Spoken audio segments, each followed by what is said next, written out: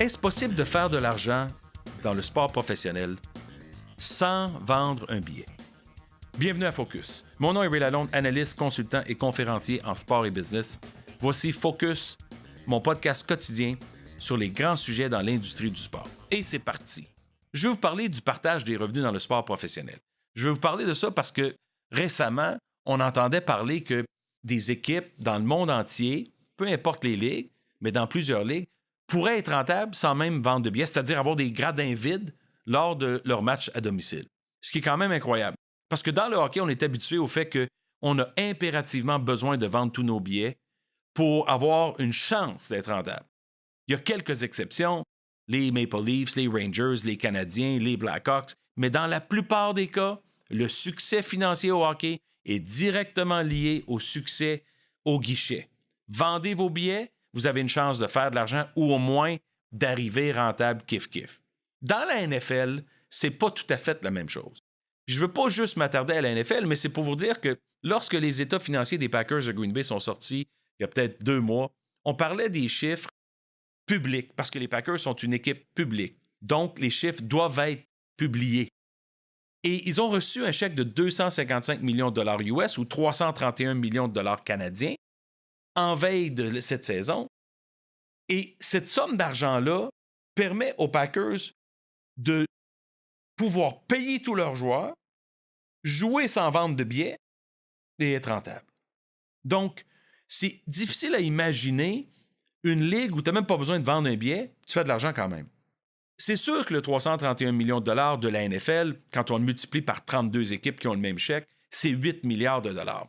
C'est beaucoup plus que l'industrie du hockey.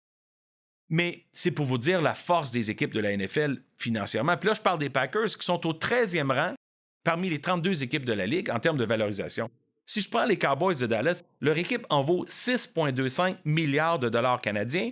Ils ont des revenus de 1,1 milliard annuellement et un profit de 455 millions de dollars. Ils payent 250 millions en salaire et leur guichet génère 135 millions. Alors, quand on fait le total de tous ces chiffres-là, pour ne pas vous confondre, la réalité, c'est que ces équipes-là pourraient se passer de toutes les dizaines de millions de dollars vendus au guichet et être rentables quand même. Parce que les revenus nationaux de la NFL, comme de la NBA, Major League Baseball et de la Ligue nationale de hockey, sont quand même très impressionnants. Et ces revenus nationaux-là sont redivisés et redistribués toujours aux membres, aux franchisés membres. 32 équipes dans le cas de la NFL, 31 dans le cas de la Ligue nationale de hockey. Les équipes ont des sources de revenus qui peuvent être soit les billets, la commandite, les ventes, les droits de télé, radio, numérique, les produits dérivés, toute l'alimentation, la restauration dans leurs arénas. C'est sûr que plus tu as une aréna, un stade, un amphithéâtre plus grand, plus tu as de chances de générer plus de dollars. Les autres facteurs qui affectent pourquoi certains clubs sont riches ou non, bien, ça dépend de la taille du marché. Si dans une métropole comme New York versus un petit marché comme Green Bay, justement, bien là, tu as moins de potentiel économique. Il y a moins d'entreprises qui peuvent acheter des loges, dépenser de l'argent corporatif, acheter de la publicité, et le coût n'est jamais le même. Ça dépend aussi de la force de la marque. Ça dépend aussi de la taille du stade. Ça dépend aussi de ton succès en vente. Il y a des équipes qui vendent mieux que d'autres. Il y en a des équipes qui n'arrivent jamais à vendre leurs billets. Et puisque dans le hockey, c'est très important de vendre les billets, bien, c'est là qu'ils souffrent. Il y a aussi des équipes qui dépensent beaucoup d'argent. Ils sont au plafond du cap salarial, tandis que d'autres sont au plancher, c'est-à-dire qu'ils dépensent le minimum requis selon les règles du jeu. Les revenus nationaux se traduisent par tout ce qu'une ligue génère, au nom de la ligue et des 30 équipes, au Canada complet, aux États-Unis complet, en Amérique du Nord complet. Tandis que les revenus locaux, c'est ce que les équipes peuvent générer localement avec leurs propres ressources dans leur territoire exclusif. Puis comme j'ai dit, certains marchés ont plus de potentiel que d'autres et d'autres sont plus limités.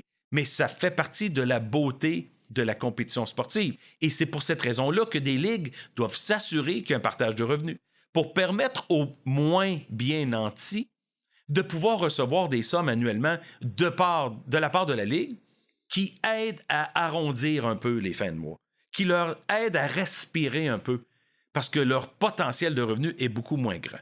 Puis toutes les ligues ont une forme de partage. Puis toutes les ligues ont aussi une forme de contrôler les dépenses, que ce soit un cap salarial, que ce soit des taxes de luxe. À la fin, on essaie de s'assurer qu'il y a un succès collectif. Le principe d'une ligue, c'est que tout le monde réussisse.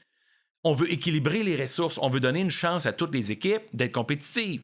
Tu ne veux pas avoir de la domination totale. Tu veux avoir une certaine parité jusqu'au point où ça te permet quand même d'avoir des équipes qui gagnent, puis des équipes qui sont réputées, prestigieuses, puis des équipes qui ont pas des dynasties, mais des chances de gagner avant. Ça crée un peu d'intérêt. Fait que donc, ça te prend un mélange de tout ça. Quand je pense au marché québécois, qui est un marché économiquement modeste, puis je m'en vais vers l'idée qu'il y aurait une équipe de hockey à Québec, une équipe de baseball à Montréal, je fais juste prendre les 3 équipes actuelles, puis à part les Canadiens qui sont très riches à cause de certains des points que j'ai mentionnés tout à l'heure, dont la force de la marque, la popularité de l'équipe dans la culture du Québec, on doit constater que les autres équipes doivent bien réussir au guichet, vendre des billets. Là, je parle de l'Impact et des Alouettes, s'ils veulent survivre, parce que c'est un revenu essentiel à leur survie, étant donné qu'ils n'ont pas les mêmes pochettes d'argent que les grandes équipes sportives ont. Fait que si on veut du baseball à Montréal puis on veut du hockey à Québec, il va falloir savoir qu'on va devoir accepter qu'on va probablement être une ligne où on va être proche de l'importance de recevoir de l'aide, du partage des revenus provenant de la Ligue. Mais avec la force du baseball majeur, qui a beaucoup d'argent à partager, l'équipe de baseball pourrait survivre parce que, en plus des revenus locaux, on est sûr que les revenus nationaux du baseball majeur sont élevés. Et pour ce qui est du hockey, il y en a des partages de revenus qui aident les équipes comme les Panthers ou les Hurricanes et ainsi de suite.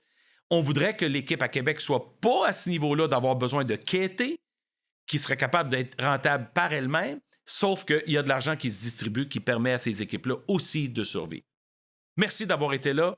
Suivez-moi sur Twitter @RealRealAlone. Partagez le podcast Focus avec vos amis et collègues. Vous pouvez m'écouter sur YouTube, Facebook et SoundCloud.